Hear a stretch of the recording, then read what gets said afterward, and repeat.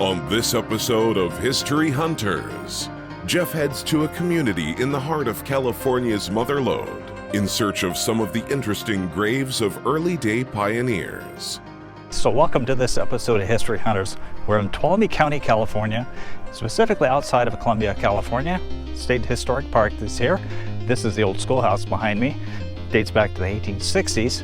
But that's not why I'm here.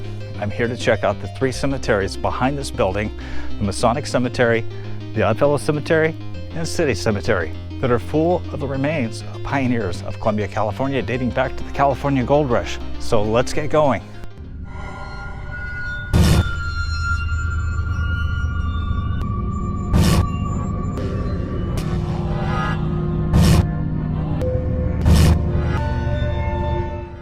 So here's the Columbia Masonic Cemetery. We're going to go in and see if we can find some of the graves that I have on my list. This boulder here has a plaque on it. It talks about this being the Columbia Masonic Cemetery. Been in continuous use since 1853. Many Masons buried here, including gold miners and soldiers.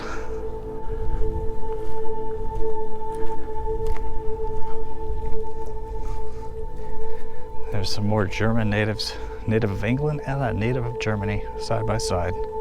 Martha Caroline Howard was the beloved wife of Henry Piley, born in London, England. She died in 1862.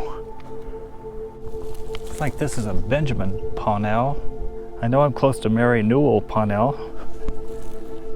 Right over here are some more Parnells. Josephine and Elaine. Mary Newell came to Columbia in 1854 to join her first husband, William Newell, who had been secretary of the Tuolumne County Water Company. Just 18 months after her arrival, William Newell died, leaving her to operate his store. She could be buried right here as well. It's not marked. She later married Joseph Parnell, who was also secretary of the water company. This too here is a very interesting grave. It's of a J.M. Loring, born in Sterling, Massachusetts in 1824, and he died in Shaw's Flat, California, 1872. Shaw's Flat doesn't really exist anymore. It's just a location that's been deserted. It was one of the early mining camps in Tuolumne County. Flourished a little bit and then disappeared with time. Look at that, Alden Spears, died in 1861, backwards in. Asa Timothy Carrington, born in 1845 and died in 1855. Look at those doves. Columbia Cemetery, in God we trust. I'm going to trust that I'm going to find some of the names on the list that I have right here. This marker here talks about how this cemetery was founded in 1855. It was previously located northwest of Main Street. 1855 it was moved here, joining the existing Masonic and Oddfellow Cemetery. This cemetery was approved in 1857 and dedicated as the town cemetery. Over here is a little plaque for Charles Christ Kress. He died in 1913 at 84. He was a native of Osage, Lorraine. He spoke 5 languages. He was a veteran of the Crimea War.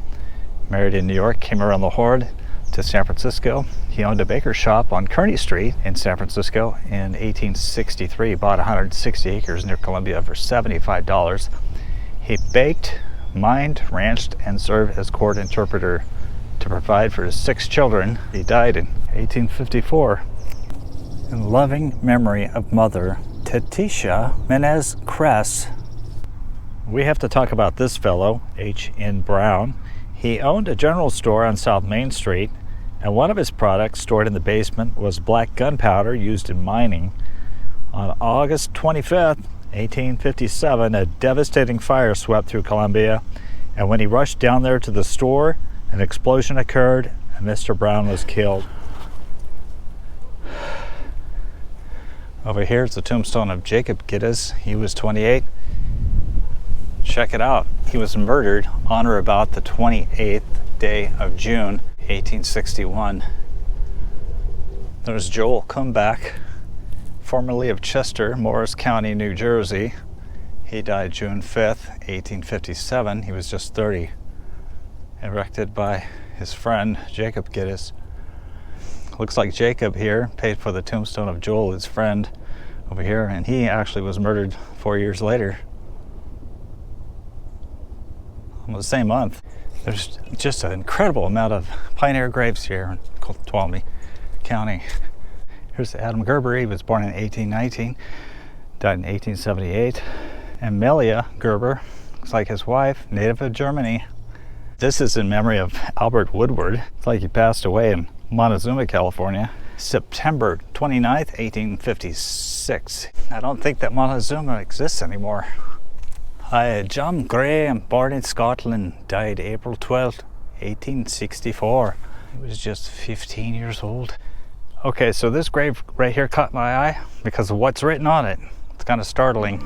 It's the grave of Daniel Stewart. It says he was a native of Mount Tom, Nova Scotia. He died Copperopolis, January 22nd, 1863, of injuries received by falling into a mine shaft 115 feet deep. I've often wondered why they're so graphic on some of their headstones. And like murdered, fell down mine shaft, burned to death in a fire. It's kind of a sad little marker here. Levi Philbrick. Looks like he died in 1865. He'd been married to Clara in 1844, Clara Wheeler. She died April 1855. So he died 10 years after she did. This gentleman right here, Charles H. Aberdeen, native of Germany, died in 1870, was the founder of the St. Charles Saloon in Columbia. A lot of people today might thank him for opening that saloon. I believe that is the saloon where the Poison Oak Festival is held every year. There we go, his grave. This is the Dagner grave, dedicated to the memory of William and Emma and Paul Dagner. They all died of scarlet fever. Mr. Dagner is the one who constructed the Wells Fargo Express office, the large building in Columbia, the very familiar building. William Dagner was the agent in charge of Columbia's Wells Fargo office in 1856, when the devastating fire of 1857 swept through town. Replaced of brick, the office has seen an estimated $55 million in gold, weighed on its scales over the decades. Today, the iconic building is the backdrop of where tourists board stagecoach rides through the state park. Been in a couple movies, including Pale Rider, starring Clint Eastwood. They're buried here. This goes back to the days when they used to put these elaborate iron fences around graves. I'm not sure if they were buried here. It doesn't look like it's big enough for a burial of 3 people. It's possible that it is. And right over here is Minnie Dombacher and John Heinrich Dombacher. John and Barbara were natives of Germany. They arrived in Boston in 1841. John was a professional military soldier. In 1849, he came to Columbia alone in search of gold. He returned to Boston in 1851. He and his wife and 2 children, again, via Isthmus of Panama to San Francisco, then directly to the gold fields in Columbia. They ranched on the northern slopes of nearby Yankee Hill, raising potatoes, apples, and pears. They had 8 children. Minnie Dombacher still reside in Tuolumne County and claim to be the oldest continuous living family in the county. There you go. Dombacher. John, 1825 to 1878. And Barbara, who lived from 1827 to 1903. I spotted one of the graves that I intended to find here, that of the Fallons. There's the grave of James Fallon, 1856 to 1910. So let me tell you a little bit about the Fallons. Fallon is a very recognizable name because the Fallon House Theater in Columbia is named after him. James Fallon was a native of San Francisco. When his father Owen died in 1885, James G. Fallon inherited the hotel. It's now an ice cream parlor and the Sierra Repertory Theater. He mismanaged the hotel and lost it in 1886. From 1890 to 1944, the hotel was owned by a number of people and was known by many names, including the Crest Hotel, the Columbia Hotel, an Opera House, Smith Hotel, and the Columbia Inn. And here on this side is Owen Fallon, who was a native of Ireland. And there you can see the date that he died, August 8th, 1882. He was 60 years old. Very interesting. Look at that. Shamrocks. I understand his wife died 3 years later. So that building right back there is the Fallon House. It's a theater and a hotel, and now it's an ice cream parlor. This is the original Fallon House. Very famous hotel around here, especially known for its local theater. Yeah, that's the hotel that James Fallon ran into the ground.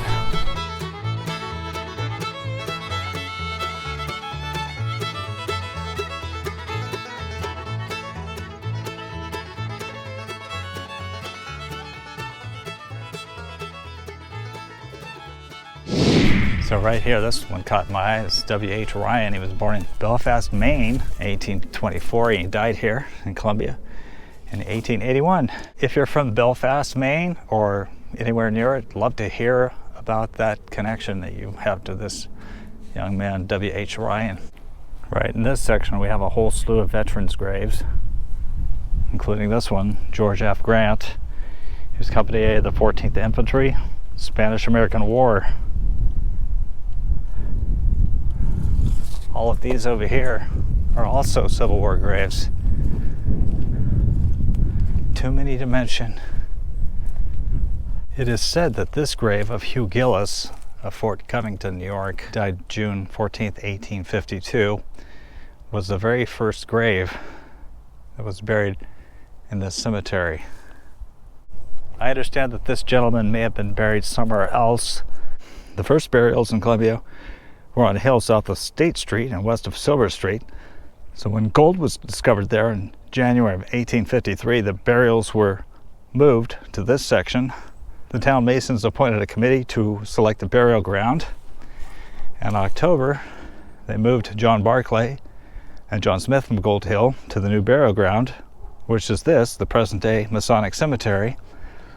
I think it's totally possible that Mr. Gillis was related to the Gillis brothers, who were up there with Mark Twain and Jack S. Hill. I'm gonna search for some more historic graves. The cemetery right now is green and beautiful. It's spring in California. I see flowers, tulips over there on some of the graves. It says to honor the Chinese pioneers. This marks the burial site of Columbia's early Chinese miners and merchants. In keeping with their traditions, the remains have been disinterred and returned to the homeland.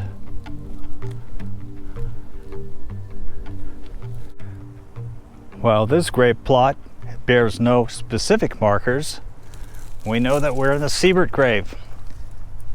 He was a town baker here in Columbia. This is very interesting, a little artwork here made out of bronze in loving memory of mother and children.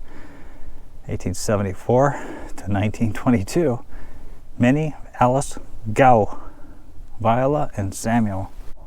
Here's the grave of Charles Probst. He died in 1903. I wonder if he's related to Jeff Probst of Survivor. Who knows? Here lies Reverend Hugh Joseph Furneaux, who was born in Newfoundland in 1849 and died in 1926.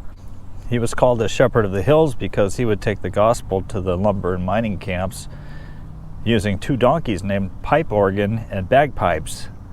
This is remarkable. This gravestone dates back to 1880 of a Louise Pitts. She died in 1880 at the age of 54. Then we've got Hazel, who died in 1998. Then we've got George, who died in 2001. Really kind of interesting to see a multi-generational marker. On this side of the same marker is Sylvanus Pitts, who died in 1895 at the age of 73. And then we've got George Pitts over here, died in 1857 at the age of 7. Here's the F. Koch from Germany, it looks like, died in 1863. Probably related to the town barber, Charles Koch. This is very interesting. This large tree here grew up right in the middle of the Koch grave. And let me show you. It just completely displaced the grave of Anna Koch, who was born in 1832. Looks like Germany, and she died in 1858 at Yankee Hill crazy. Completely upset this entire grave. It's quite possible that Anna here was related to Charles Koch, the town barber. Surrounded by this weathered woodwork is the final resting place of Uriah Miller. He was born in Maine in 1802 and came to Tuolumne County early on to mine for gold. Soon after reaching his new home, he made himself known by his contributions to the local press over the nom de plume, or pen name, of Sluice Fork, and took an active role in politics. He died in 1874 at the age of 72. From what I've been able to gather, this man here, Independence Liberty Pearson from South Carolina, was the one who named Columbia, California its name. He was actually a major. He lived from 1813 to 1852. I understand that he was here for only 4 years. He may have been responsible for naming Columbia because he came from Columbia, South Carolina, arriving in May or June of 1848. It was from that group that Columbia, California may have gotten its name. It was officially named that in 1851. A special census taken 2 months before he died revealed that 47 people from South Carolina were living in Tuolumne County. Down there it says that he died in 1852. He had been only here for 4 years and 3 months from South Carolina. Specifically, it says that he was born in the Union District of Carolina on the 27th day of May, 1813. So all you people in Warsaw, Indiana might be interested to know that this gentleman, Alfred Minier, he was the son of Adam and Ansleta Minier. He died September 17th, 1855. He was just 31. Probably came out to California in search of gold. Among those buried here who had a significant role in Columbia's past are Captain John K. Hunter, a member of the California Militia Force during the Civil War, who died in 1904. Sewell Knapp, who struck it rich by finding gold along Moccasin Creek near the present-day Hetch Hetchy powerhouse. Later became a merchant in Columbia. He died in 1888. Anton Bixel, a German immigrant who settled in Columbia in 1854 and established a brewery not far from the cemetery. And also George P. Morgan, who spent 56 years as a school teacher, principal, and superintendent. Because of his short temper, some of his students claimed his initials GP stood for gunpowder. Here in this bed of rosemary, covered completely, is this grave of Mr. Newell. I found Mr. Newell right here. William Newell. He was involved with the Tuolumne Water Company. Completely inundated by rosemary.